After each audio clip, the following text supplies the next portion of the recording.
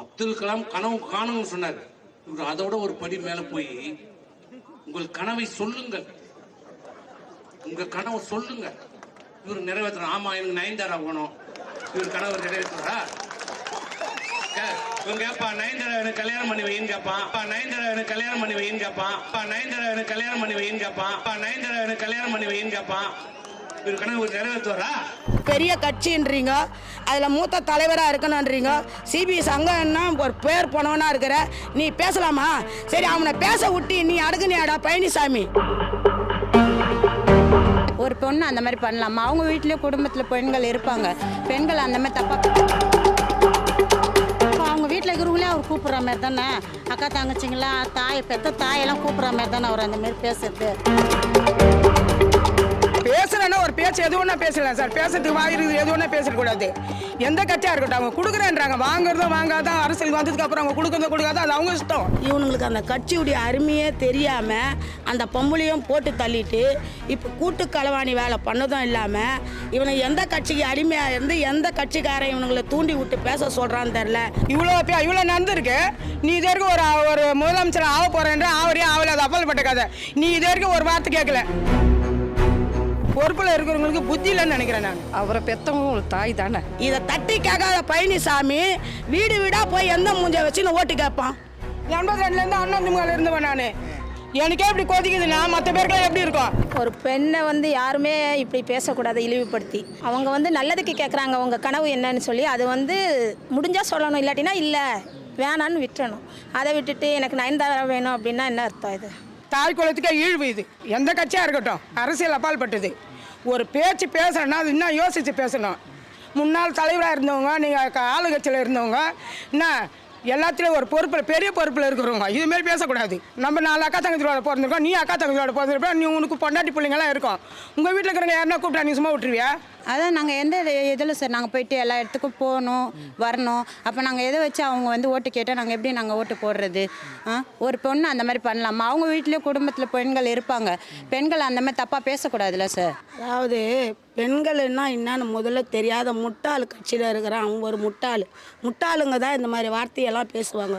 பெண்களை இழிவுபடுத்தி பேசுறது தப்பு தான். பெண்கள் அப்படி பேசக்கூடாது. எத்தனையோ கட்சிக்காரர் இருக்கிறாங்க, யாரும் பெண்களை இழிவுபடுத்தி யாரும் பேசுறது கிடையாது. ஒரு ஜெயலலிதா ஒரு பெண்ணு தான், அவங்கள பற்றி யாரும் பேசுறது. எந்த கட்சிக்காரரும் அவங்களையும் பேசுறதில்ல, அவங்களும் இவங்கள பேசுறதில்ல. இப்படி பேசக்கூடாது. அம்மா ஆட்சியில் இருக்க பார்த்து எப்படி பண்ணாங்க? அவங்களும் ஒரு காலத்தில் எத்தனை வருஷம் ஆண்டாங்க. அவங்களும் பெண்கள்லாம் ஈடுபடுத்தலை. அவங்களுக்கு பெண்களுக்கு நல்ல உரிமை கொடுத்தாங்க, எல்லாமே செய்தாங்க. இருந்தாலும் அதுமாரி பேசுகிறாரு, அது நியாயமா? உங்களுக்கு நியாயமா? இவங்க கட்சியில் இருக்கிறாங்களே, இவங்களுக்கு அவனா அறிவில்லை சொல்லு. இப்போ அடுத்தவங்க இப்போ இவங்க வீட்டில் இருக்கிற பொண்ணுங்களை அதுமாரி சொன்னால் என்ன கேட்பாங்க? எது என்ன வரும்? கோவம் வரமா வராதா? அவங்க பெண்களை இழிவுபடுத்தி பேசுறது முதல் தப்புங்க. ஏன்னா பெண்கள் முதல்ல மரியாதை கொடுக்கணும். ஏன்னா நம்ம அம்மாவே ஒரு பெண்கள் தான். ஏடிஎம்கேவில் பார்த்தீங்கன்னா இதில் கட்சி சம்மந்தப்பட்டு அவங்க பேச வேண்டிய வேலையே இல்லை. இப்போ எலெக்ஷன் எல்லாம் அவங்கவுங்க வேலையாக தான் பார்க்கணும். பெண்களை அவங்க இழிவுபடுத்தி தான் பேசியிருக்காங்க. அது மெயினாக தப்பு தான் சார். அது தப்பு தான் சார் செஞ்சுது. அவங்க நடவடிக்கை எடுத்து அவங்க இதெல்லாம் முயற்சி பண்ணணும். இதே மாதிரி பெண்களை பேசினா எப்படி? அவங்களும் பெண்கள் தான், நம்மளும் பெண்கள் தான். அவங்க வீட்லேயும் பெண்கள் இருக்குது, அவங்க பொண்ணும் பெண்கள் தான், அவங்க ஒய்ஃபும் பெண்கள் தான். இந்த மாதிரி பேசினா எப்படி? பொண்ணாக இருந்துன்னு நான் என்ன சொல்ல வரேன்னா, அவர் கேட்டது ரொம்ப ரொம்ப தப்பு. அவர் அந்த மாதிரி கேட்டுருக்கூடாது. அந்த பொண்ணை மட்டும் இல்லை, மற்ற பொண்ணுங்களை எல்லாரையும் குறித்து பேசுகிற மாதிரி அந்த தப்பு. அப்போ அவங்க வீட்டில் இருக்கிறவங்களே அவர் கூப்பிட்ற மாதிரி தானே. அக்கா தங்கச்சிங்களா, தாய் பெற்ற தாயெல்லாம் கூப்பிட்ற மாதிரி தானே அவர் அந்த மாதிரி பேசுறது. அவரை பெற்றவங்க ஒரு தாய் தானே. எல்லா பெண்களையும் இழிவாக பேசுறது பெரிய தப்புங்க. பேசுகிறேன்னா ஒரு பேச்சு எது ஒன்றா பேசலாம் சார். பேசுறதுக்கு வாயிருக்கு எது ஒன்றா பேசக்கூடாது. எந்த கட்சியாக இருக்கட்டும், அவங்க கொடுக்குறேன்றாங்க. வாங்குறதும் வாங்காதான், அரசியல் வந்ததுக்கு அப்புறம் அவங்க கொடுக்குறதும் கொடுக்காத, அது அவங்க இஷ்டம். அதுக்கோசம் பாவாடை கொடுப்பாங்களா, ஜாக்கெட் கொடுப்பாங்களா, நயன்தாரா அனுப்புவாங்களான்னா அது எப்படி? அது நம்ம வீட்டில் 4 அக்கா தங்கச்சி இருக்கிறாங்க. எனக்கு ஒரு பொண்ணு இருக்குது, ஒரு பொண்ணுக்கு 2 பொண்ணு இருக்குது.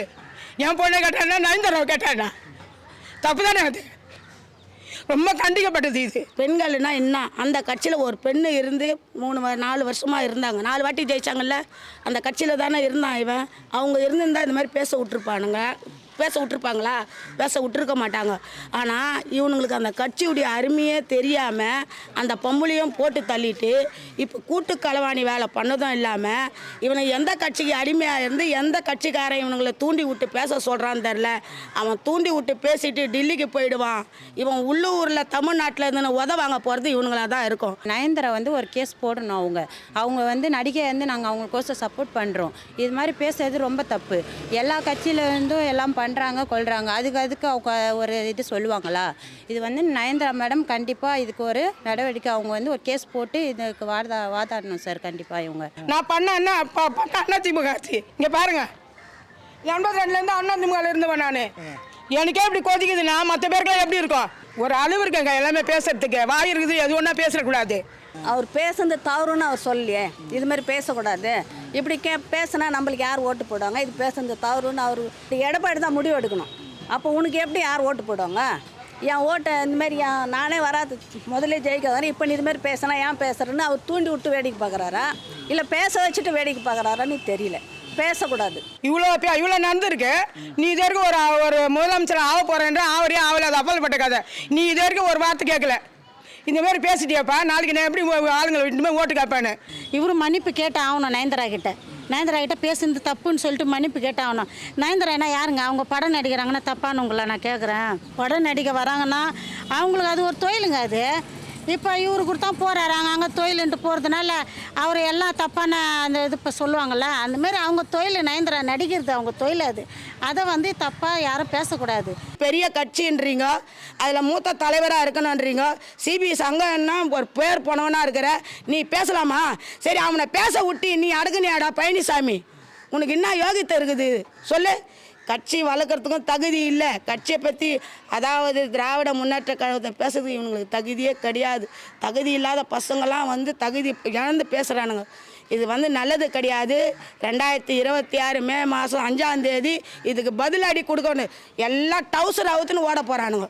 எனக்கு நயன்தாரா கூட எப்படி? நயன்தாரா ஒரு பொண்ணு தானே, அவங்க எங்களை மாரி ஒரு பொண்ணு தானே. அப்போ உனக்கு தங்கச்சி இருக்கிறாங்க, அக்கா தங்கச்சி தாயிர், அவங்களும் ஒரு பொண்ணு தானே.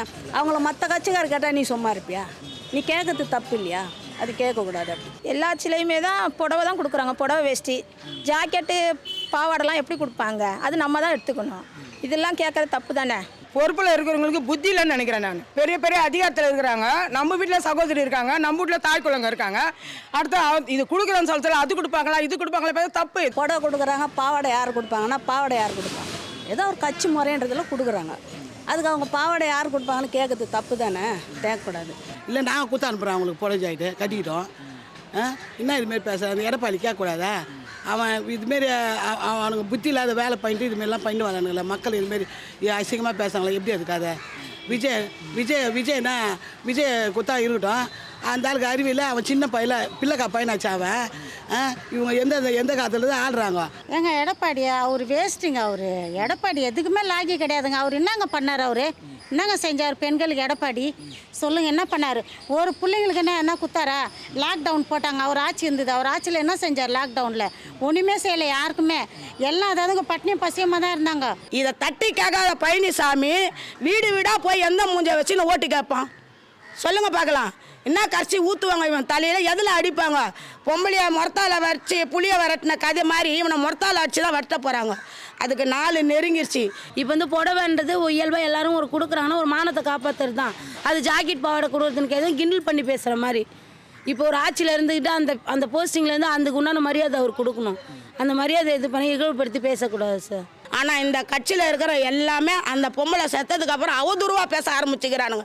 ஏன்னா மேப்பார் இல்லாத பைத்தியம் முடிச்சு சுற்றி திரிகிறாங்க பாரு. அந்த மாதிரி பைத்தியம் முடிச்சுக்குது. இவனுக்கு பிஜேபிக்கு அடிமையாகிட்டு அவனுங்க சொல்கிறதுக்கெல்லாம் இவனுங்க ஆட்டம் போட்டு இவனுங்க அதிமுகவே இல்லாத ஓட போகிறானுங்க. 2026 இது சத்தியம். கொஞ்சம் நெஞ்ச ஒட்டின்னு இருந்தது கூட இப்போ பேசின வார்த்தைக்கு இவன் போயிட்ட கேஸ். பெண்களெல்லாம் சேர்ந்து நாங்கள் ஒரு முடிவு எடுப்போம். நாங்கள் ஒரு மறியல் பண்ணுவோம், நாங்கள் ஒரு போராட்டம் பண்ணுவோம். ஆமாம், எடப்பாடி மேலே நாங்கள் ஒரு போராட்டம் எடுப்போம். ஏன் அவங்க கட்சியில் அப்படி பேசுகிறாங்கன்னு சொல்லிட்டு. மொத்த பெண்களை என்ன சொல்கிறேன்னா, இவர் வந்து மன்னிப்பு கேட்கணும். இவர் மன்னிப்பு கேட்டே தான் ஆகணும். நயன்தாரா கிட்ட ஒரு மன்னிப்பு கேட்கணும். பேசுனது தப்புன்னு சொல்லிட்டு இவர் மன்னிப்பு கேட்கணும். இதுக்கு வந்து சட்ட நடவடிக்கை எடுத்து ஆகணும். இது எங்களுக்கெல்லாம் ஒரு முடிவு தெரியணும். இது தெரியாத வரல நாங்கள் வந்து சும்மா இருக்க போகிறதில்ல. நாங்கள் இன்னும் போராடுவோம். நாங்கள் இன்னும் அதிகமாக போராடுவோம், நாங்கள் அதிகமாக பேசுவோம் இன்னும் இதுக்கு மேல்பட்டு. இப்படி பேசினது தப்பு அப்படின்னு சொல்லி ஒரு நடவடிக்கை எடுக்கணும்.